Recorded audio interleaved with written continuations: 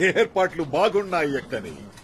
రేపు మహారాజు విగ్రహావిష్కరణ జరుగుతుండగా మన పట్టపుటేను కాష్టదిక్కులు పిక్కటిల్లేలా ఘీంకరించాలి. ఓసారి చూపించండి. నన్ను క్షమించు శివ. వేరే ఏం చేయాలో నాకు తెలియలేదు. నిన్ను వదులుకోలేను, అలాగని నా ఆశయాన్ని వదులుకో. నువ్వు నా దాని అవంతిక. నీకు సంబంధించిన ప్రతిదీ నా సొంతం.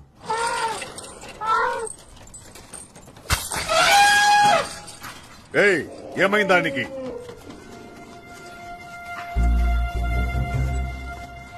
నీ ఆశయం కూడా నాదే.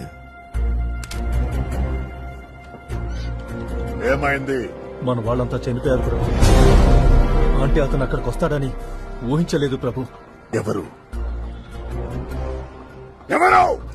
బాహుబలి.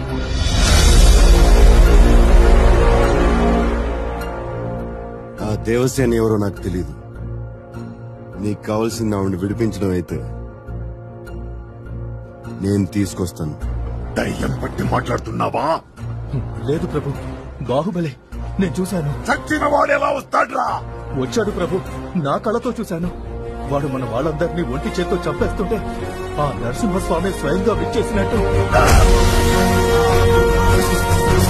వాడు చచ్చాడ్రా.